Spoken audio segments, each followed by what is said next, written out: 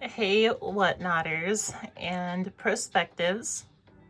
This is Lifestyle 365, and today I just want to offer a TLDR for the chat show that we had earlier talking about inventory. Just some stuff to chew on for live selling specifically, I want to say.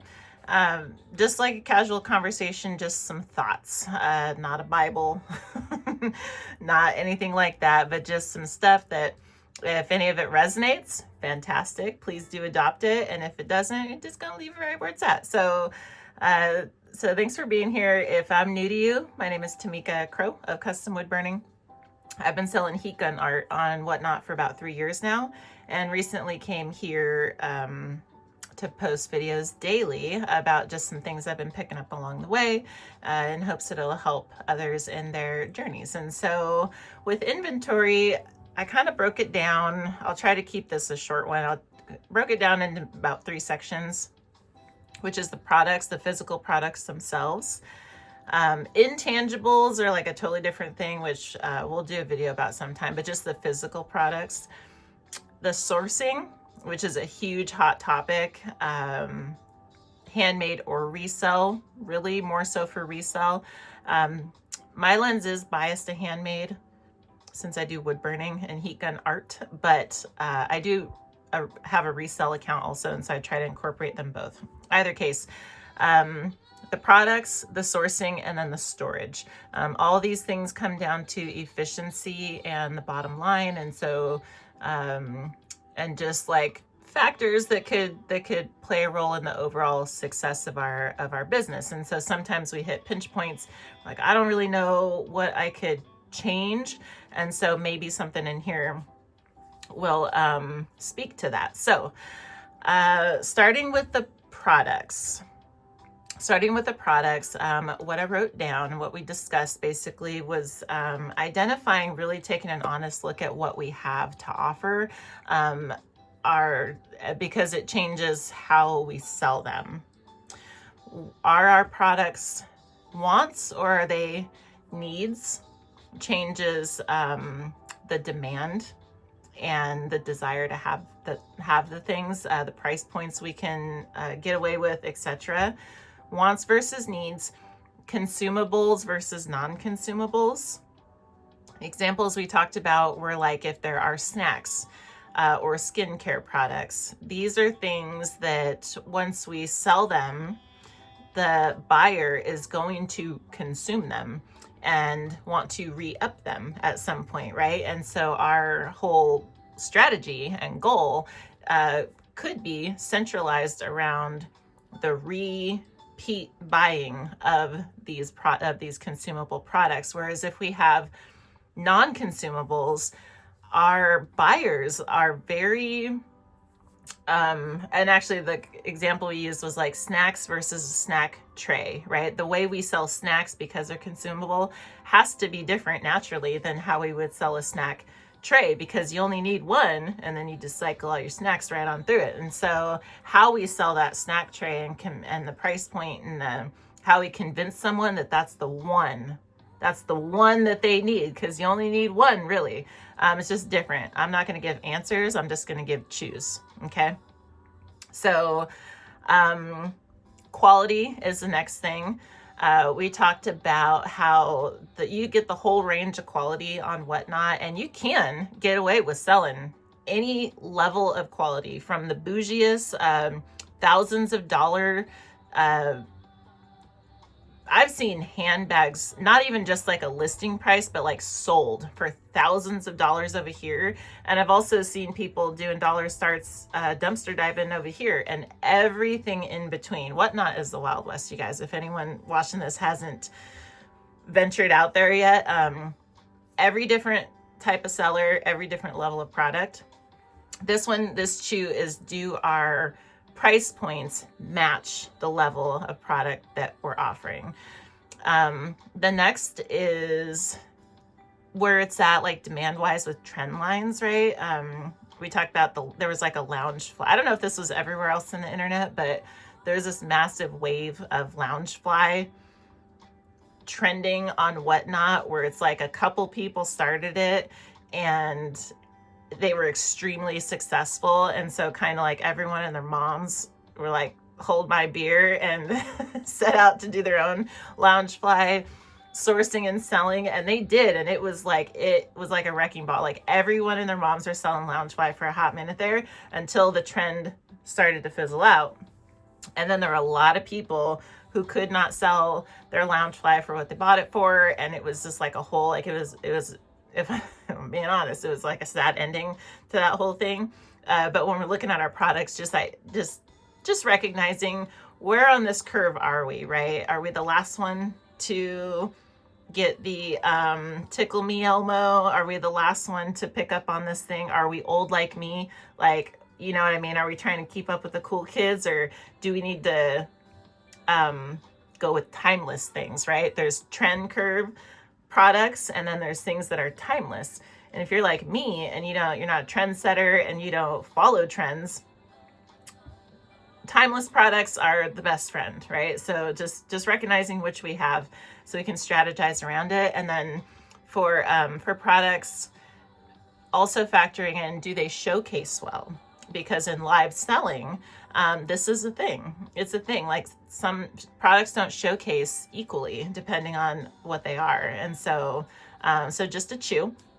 I'm gonna try to go a little faster. The next was sourcing. The TLDR really is aspiring for the fewest amount of sources, the fewest number of sources. One would be magical. That ain't always possible, but having the fewest number of sources and having go-to designated sources for the win. This is a time, money continuum thing, and efficiency wins, right? And so if we can source in a way that we don't have to reinvent it every time we leave the house, this is the way. All right. So fewest number of sources that are the easiest, ideally, just hashtag goals, right? Ideally, the easiest and least time consuming to acquire, which means like if we can, I sell wood, right? Wood burnings. And so I can source online on like Amazon, or I can source at like my local wood shops or craft stores or Home Depots, like my local retail stores. Or I can manufacture my own for a number of things with my laser cutter. My best option are online or cutting it myself, in which I could source for the raw wood online because I don't have to leave the house, right? My sourcing, that every time I have to get in the car and go somewhere, that's gas money, but that's also time, right? 1 hour turnaround, round trip going to like all the local like shopping centers. Easiest and least amount of time to acquire for the win, because time is money. That said, sourcing, we hear a number of people say this. We hear it backwards. Profit starts with sourcing. If we can source with like the whole process in mind, specifically packaging and shipping, then it's going to impact our profits. The example we used earlier is if we have like, if we're like a seller that, goes to the thrift, local thrift, we might find 2 products that are $5 retail or cost at the thrift. And then we may think, we may logic, I can sell both of these for like $20. So like $15 turnaround, that's pretty good, right? Well, maybe product A is, something that's like fabric, and it would take like, can ship it in a poly mailer, take 5 minutes out the door, right? Slap a label on it, call it good.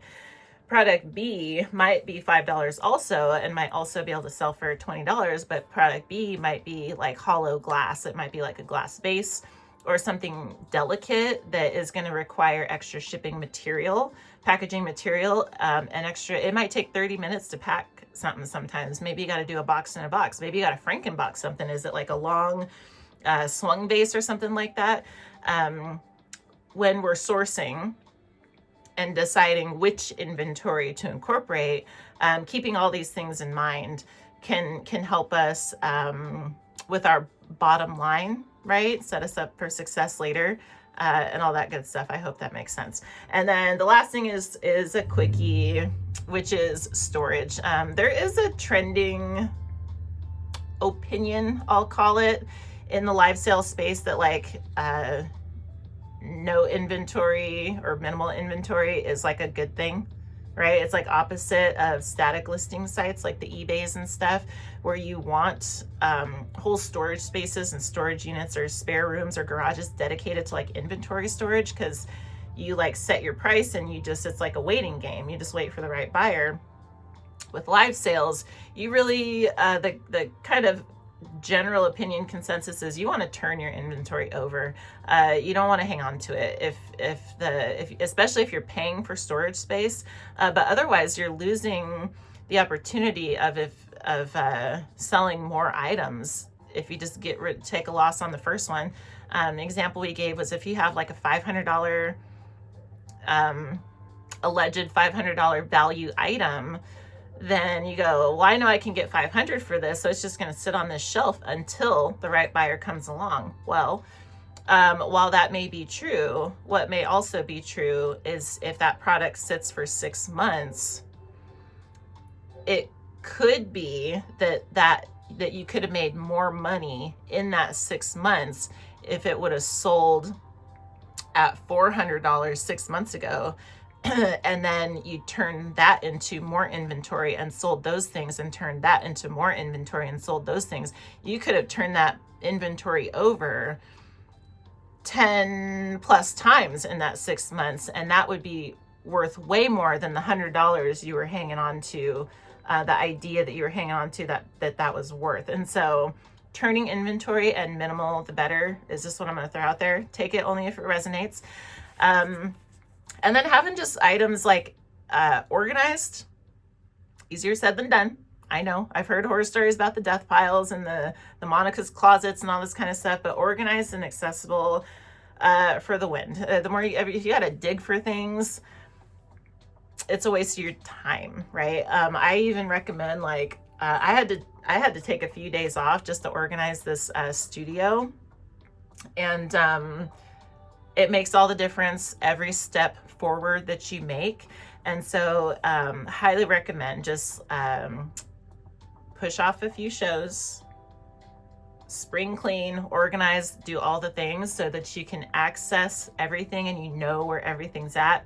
Label things if you need to, because it might take 2-3 days to do it, but every sale you have there on out, and then you can just keep it organized, you're going to save time, you're going to make your time back, and so you're going to make your money back.